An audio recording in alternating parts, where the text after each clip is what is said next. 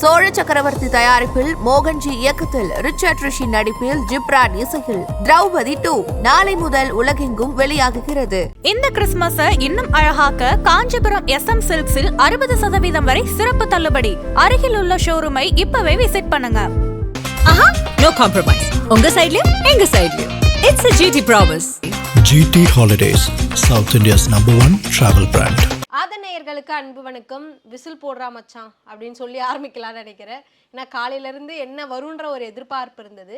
உண்மையாகவே தாவேக்கா என்ன எதிர்பார்த்தாங்களோ அந்த சின்னமே வந்து கிடச்சிருந்தது. மைக்கு கிடச்சிருன்ற மாதிரி ஒரு 2-3 வாரத்துக்கு முன்னாலாம் பேசிக்கிட்டு இருந்தாங்க. ஆனால் அதெல்லாம் இல்லை. விசில் போடுறா மச்சான் விசில் சின்னம் கிடச்சிருச்சு. டிவி கேக்கு எப்படி இருக்கும் இந்த தருணம் அவங்களுக்கு? இன்னிலேருந்து நல்ல நேரம் பிறந்துருச்சு அப்படின்னு தான் எடுத்துக்கணும். தாவேக்காக்கு முதல்ல அவங்களுக்கு ஒரு மிகப்பெரிய ஒரு வாழ்த்துக்களை சொல்லிட்டு ஆரம்பிக்கணும். ரொம்ப எதிர்பார்ப்போட இவங்க நினச்சிட்டு இருந்ததும் வேண்டிக்கிட்டு இருந்ததும் விசில் தான் வரணும். ஆட்டோ இந்த மாதிரி நிறைய விஷயங்கள் இருந்தாலுமே கூட விசில் வந்தால் நல்லா இருக்கும் அப்படின்னாங்க. இந்த ஒரு கல்லில் 2 மாங்கன்ற மாதிரி நீங்கள் மைக்கு சொன்னீங்க. மைக்கு அவங்க வந்து அதிகப்படியாக அவங்க வந்து விரும்பலை. ஏன்னா அதில் ஒரு பாட்டே இருந்தாலுமே கூட அந்த நேரத்தில் யாருக்கு எந்த நேரத்தில் அது உதவுன்னு ஒரு விஷயங்கள் இருந்துச்சுல்ல. அந்த மைக் சின்னம் வந்து நாம் தமிழருக்கு ஒரு முறை வழங்கும் பொழுது கோட் படத்தில் அந்த பாடல் யூஸ் ஆச்சு. இப்போ அதே பாட்டு இப்போ வந்து தாவேக்காக்கு இன்னும் ஒரு பூஸ்டப்பாக இருக்க போகுது. பிரச்சார பாட்டு இருக்குது, கட்சி பாட்டு இருக்குது, விஜய்க்குன்னு எவ்வளோ பாட்டு இருக்குது. அதையும் மீறி அன்றே கணித்தார் விஜய் அப்படிதான் நம்ம இதை நினைக்கணும் போல. ஏன்னா அந்த விசில் பாட்டு வரும்பொழுது அவ்வளோ பேர் நிறைய விமர்சனம் வச்சாங்க. இவன் வந்து ஃபீல்ட் அவுட்டு, இவன் என்ன பாட்டு போட்டிருக்காரு, ஜெயிக்கு போடுற பாட்டா இதெல்லாம் அப்படின்ட்டு. அதை ரீமேக்காக ஒன்று பிரேம்ஜி தேட்டருக்கெல்லாம் ஒரு வெர்ஷன் ரிலீஸ் பண்ணாங்க. அது அவ்வளோ குதூகலமாக இருக்கும். ஆனால் அந்த பாட்டை நார்மலாக கேட்கும்போது ரொம்ப நல்லா தான் இருந்துச்சு. இவங்க எல்லாரும் ஒரு மைண்ட் செட்டில் மாறிட்டாங்க. இல்லை இந்த டியூன் நல்லா இல்லை, நல்லாலேனே கீழே, நல்லா இல்லை அப்படி இது கீழ்றா அப்படின்ற மாதிரி ஆகிட்டாங்க. அதோட இம்பாக்ட் என்னன்றது அப்போ விஜய் அவர்களுக்கு தெரியும். ஏன்னா நீங்கள் அந்த விசில் பாட்டை அவ்வளோ விமர்சனம் வச்சாங்களா, அது உள்ளே இருக்கக்கூடிய விஷயங்கள் எல்லாமே பொலிட்டிக்கல் ரீதியால் தான் இருக்கும். நீங்கள் நார்மலாக எடுத்தீங்கன்னா நார்மலாக இருக்கிற மாதிரி இருக்கும். நீங்கள் ஒரு அரசியலாக பார்த்தீங்கன்னா அரசியலுக்கு அது அவ்வளோவா பயன்படுத்துகிற மாதிரி இருக்கும். விசில் பாட்டு எழுதும் பொழுது விசில் சின்னம் கிடைக்கணுன்றதே அப்பயே எனக்கு தெரிஞ்சு கிட்டத்தட்ட அவங்களுக்கு தெரிஞ்சிருக்கும். ஏன்னா அவங்க இதுதான் பண்ண போகிறாங்க, இதுதான் கேட்க போகிறாங்கன்னு அவ்வளோ விஷயம் தெரியும்ல. ஸோ பொது சின்னத்தில் தான் ஏதாவது ஒன்று கொடுக்க போகிறாங்க. விசில் இருக்கணும் அப்படின்றது கிட்டத்தட்ட அப்போ இருந்தே நான் தான் சொல்கிறேன். விஜய் அவர்கள் இப்போ எடுத்தோம் கவுத்துன்ற மாதிரி அவர் என்றைக்குமே எதுவுமே பண்ணக்கூடிய ஆளே கிடையாதுங்க. அவருக்கு தெரியும் எந்த நேரத்தில் என்ன கிடைக்க போகுது, எப்படி நம்ம மூவ் பண்ண போகிறோன்னு. எல்லாருமே இப்போ சொல்கிறாங்க அவர் வந்து இந்த காலகட்டத்தில் எதுக்கு அரசியல் வராரு, அப்போல்லாம் என்ன பண்ணிக்கிட்டு இருந்தார், அப்போல்லாம் யார் இது பண்ணிகிட்டு இருந்தாங்க, அப்போ அதுக்காக தங்கிட்டு இருந்தாரா, ஒதுங்கிட்டு இருந்தாரெலாம் சொன்னாங்க. அவருக்கு தெரியும் எந்த நேரத்தில் எந்த களம் எப்படி இருக்கும், மக்களுக்கு என்ன தேவை இருக்குன்றது தெரியும். இது நம்ம ஆரம்பத்துலேருந்தே பார்த்துக்கிட்டு இருக்கோம். அதே போல தான் எந்த படத்தோட நம்ம முடிக்கணும்னு ஒரு விஷயம் இருக்குல்ல. எல்லாருமே இல்லை 70ஓட முடிச்சிருங்க, 70 நல்ல படம் தானே அப்படின்னு. ஏங்க 69 ஏன் முடிச்சாருன்றது அவருக்கு ஒரு விஷயம் இருக்குது. 69 ஒரு நம்பர் நார்மலாக நம்மளால பார்க்க முடியல. அதுக்கு பின்னாடி ஒரு பேக் ஸ்டோரி மாதிரி நிறைய விஷயங்கள் இருக்கு. அவர் நினைச்சிருந்தானா இவ்வளோ காலகட்டம் எப்போ முடிச்சாரு ஜனநாயகன், அந்த குறிப்பிட்ட நாட்கள் இன்னொரு படம் எடுத்துருக்கலாம்ல. ஏன் அவரால் நடிக்க முடியாது? டே அண்ட் நைட் போனார்னா அதிகபட்சம் 30-35 நாள் முடிச்சிருவாருங்க. மீதி எல்லாமே அந்த இயக்குநர்கள் வேற யாரை வச்சு எடுத்தாலுமே கூட சார் உங்க போர்ஷன் 30 நாளே மிக பிரம்மாண்டமாக நாங்கள் எடுத்துக்கிறோம் அப்படின்னு அந்த அளவுக்கு எடுக்கக்கூடியவங்க தான். நான் மீண்டும் சொல்றேன், விஜய் அவர்கள் எதையுமே சாதாரணமாக பார்க்கக்கூடிய ஆளே கிடையாது. அவர் வந்து ஃபியூச்சரை லைக் அந்த மாதிரி அவர் எய்ம் பண்ணி ட்ராவல் பண்ணி போயிட்டு இருக்கக்கூடியவர் தான். அப்படிதான் ஆரம்பத்திலேருந்து இயங்கினாரு, இயங்கிட்டு இருக்காரு, இயங்க போறாரு அப்படின்றதான். இப்போ வந்து ஜனநாயகனை நிறுத்திட்டாங்க, சிபிஐ விசாரணை, மக்கள் சந்திப்பை தடுத்துட்டாங்க, இவ்வளோ விஷயங்கள் எதிர்ப்பு இருக்கும் பொழுது என்னதான் பண்ணிக்கிட்டு இருக்காரு அப்படின்னு கேட்டாங்களே. அவர் வந்து எதுக்குமே வாயை திறக்கலைன்றப்போ அந்த அமைதிக்கு பின்னாடியே ஒரு புயல் இருக்கு. அது வீசுறப்போ அதான் சொல்றேன், அது வர்றப்போ அது அவர் முன்னாடி மட்டும் போயிடாதீங்க தம்பி அப்படின்ற மாதிரி.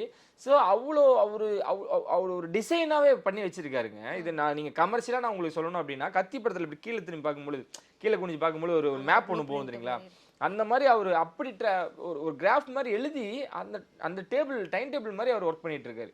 ஸோ எந்த நேரத்தில் என்னென்ன கிடைக்குமோ நம்ம பொறுத்து இருந்தால் அது தானாகவே கிடைக்கும் அப்படின்றதுக்கு முன்னுதாரணம் தான் இது. தேர்தல் ஆணையம் என்ன பண்ணியிருக்காங்கன்னா 234 தொகுதிகளிலுமே விசில் சின்னம் உங்களுக்கு நீங்கள் இந்த சின்னத்தில் போட்டிடுங்க அப்படின்றாங்க.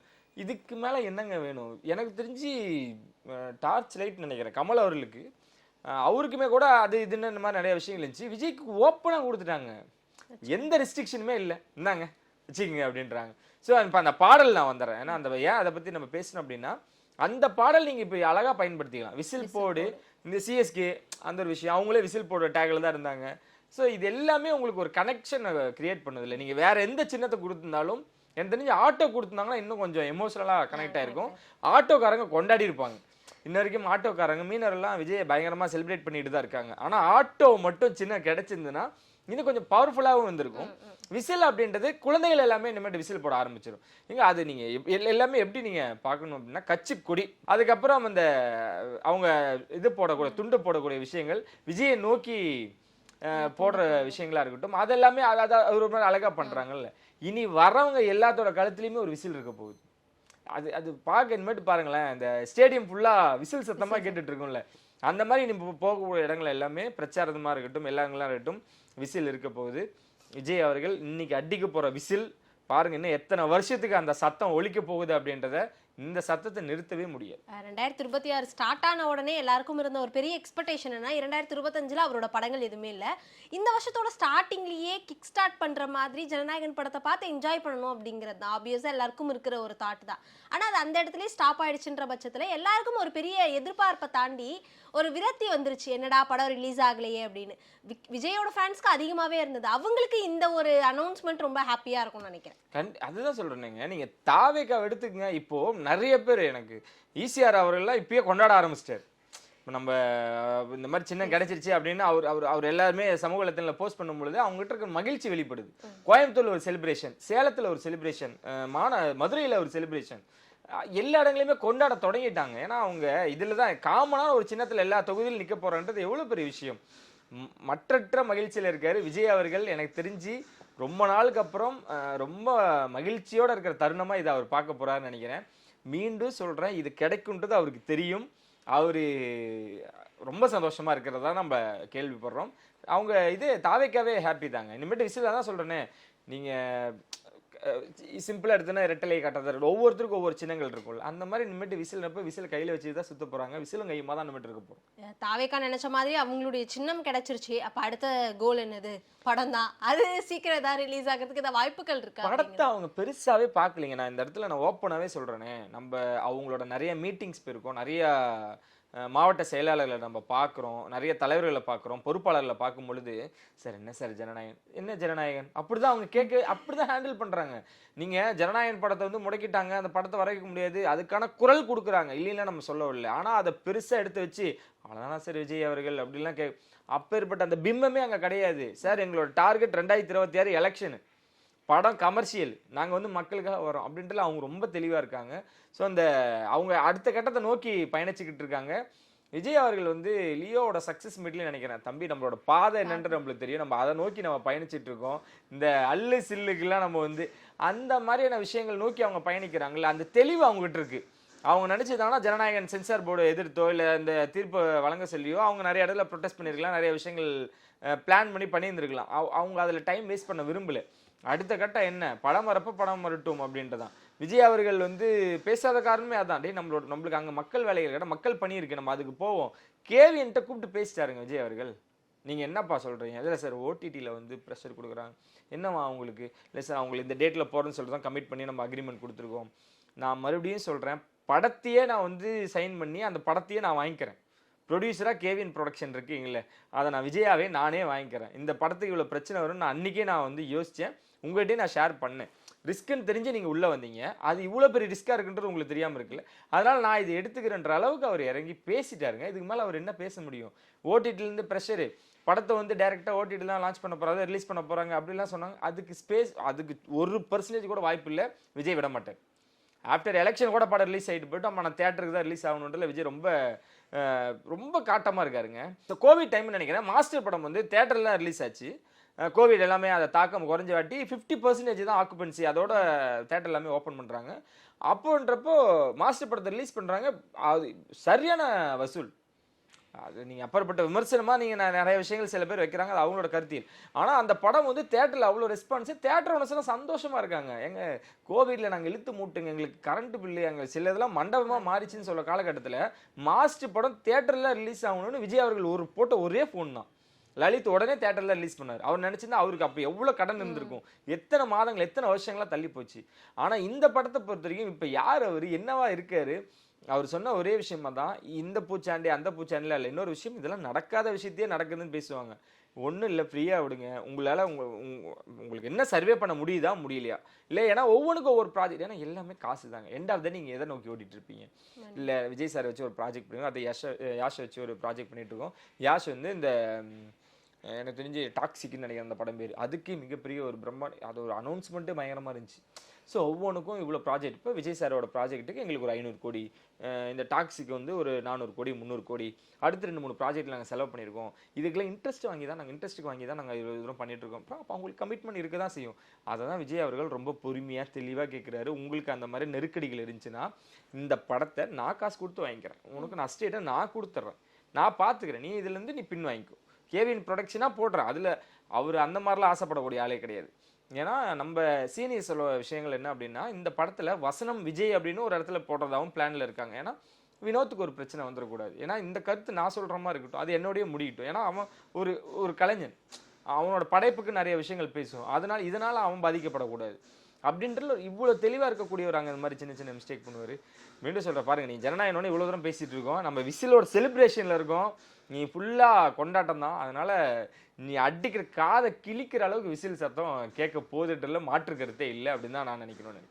விசில் கிடைச்சிருச்சு. அடுத்த கட்டமா தாவேகா தொண்டர்களுடைய செயல்பாடுகள் என்னவா இருக்கும், என்ன நடக்க போகுது? என்ன தலைவர் அப்படின்னு கேட்டுட்டு இருந்தாங்களே, என்ன பண்ண போறாருன்னு நான் சொல்றேன். 2026 பிறந்ததுக்கு அப்புறம் அவரோட நடவடிக்கையில பாருங்க, அவரோட வேகத்தை பாருங்க. நான் அப்ப சொல்லியிருந்தேன், அப்ப புரியல, இப்ப புரியும் உங்களுக்குன்ற மாதிரி. ஸோ 25ஆம் தேதி நம்ம போகக்கூடிய 4 பாயிண்ட்ஸ் ஹோட்டலில் அவர் எப்படி அவங்க தயார் பண்ணுறாங்கன்னா, களம் எப்படி இருக்க போகுது, நம்ம களத்தில் எப்படி விளையாட போகிறோம், எப்படி நம்ம தயாராக இருக்கணும் அப்படின்னு ஒரு ஆலோசனை கூட்டம், மிக தீவிரமான ஒரு ஆலோசனை கூட்டம் வந்து நடக்க போகுது ஈசிஆரில் இருக்கக்கூடிய அந்த 4 பாயிண்ட்ஸ் ஹோட்டலில். விஜய் தலைமையில், அதாவது விஜய் கலந்துக்க போகிறாரு. இனி வந்து எதாவது சொல்கிறேன்னு, இனி எதுக்குமே ஸ்பேஸ் இருக்காது, கேப் இருக்காது, ரெஸ்ட் இருக்காது. அந்த மாதிரி ஓடணும். நம்மளுக்கு என்ன இலக்கோ அதை நோக்கி ஓடுங்க. சும்மா அங்கே இங்கே இது பண்ணிக்கிட்டு இனி அந்த கொஞ்சம் இந்த கமர்ஷியலோ அந்த விளையாட்டு இதெல்லாம் எடுத்து ஓரமாக வச்சுட்டு இனி நம்மளோட சீரியஸ்னஸை புரிஞ்சுக்குங்க. விஜய் ரொம்ப அந்த பாருங்கள், 25ஆம் தேதி அவர் பேசுனதுக்கப்புறம் விவாதங்களை விடுங்க, அது தொடர்ச்சியாக நடந்துக்கிட்டு தான் இருக்கும். இப்போ இவர் அங்கே போயிட்டாரு, சிபிஐ விசாரணைக்கு போயிட்டாரு, அதனால இவங்களோடையெல்லாம் கேட்டாங்கல்ல, வேற யாருமே பேசியிருக்க மாட்டாங்க. அதுக்கோட பதிலும் அன்னைக்கு தான் கிடைக்கும். விஜய் அடுத்த கட்டமாக எப்படி செயல்பட போறாரு, பம்பரத்தை விட வேகமாக இருக்க போகுது. அதனால இனி வேகம் எடுத்து நம்ம செயல்படணும் அப்படின்றத விஜய் அவரோட ஒரு பயங்கர ஒரு மாதிரி ஃபயராக இருக்க போகுது. அந்த ஸ்பீச் 25ஆம் தேதி அவர் மீட்டிங் போறாரு. 26ஆம் தேதி ஒரு குழு ஒன்று அமைச்சாங்கல்ல, பிரச்சார குழுன்னு ஒன்று அமைச்சிருக்காங்க. ஆனந்த் சார்லேருந்து தொடர்ச்சியாக நிறைய பேர் வச்சு, ஸோ அவங்க ஒவ்வொரு மாவட்டமாக பிரித்து ஒவ்வொரு இடங்களுக்கும் போய் அவங்க இருக்கக்கூடிய ஆட்களை இப்படி தான் பண்ணணும், இப்படி தான் பிரச்சாரத்துக்கு ஏற்பாடு பண்ணணும், இப்படி தான் மீட்டிங் நடக்க போகுது, இப்படி தான் இருக்க போகுது, திருமணி பிரச்சனைகள் இப்படி தான் நடக்க போகுதுன்றத ஒவ்வொரு ஆட்களுக்கும் அந்த குழு வந்து ஒவ்வொரு ஊர்களுக்காக சென்று அங்கே இருக்கக்கூடிய விஷயங்களை எடுத்துட்டு அவங்களுக்கு வந்து நிறைய ஐடியாஸை கொடுக்க போகிறாங்க, நிறைய விஷயங்களை வழங்க போகிறதா பிளான் இருந்துக்கிட்டே இருக்குது. 25ஆம் தேதி விஜய் அவர்களோட மீட்டிங்.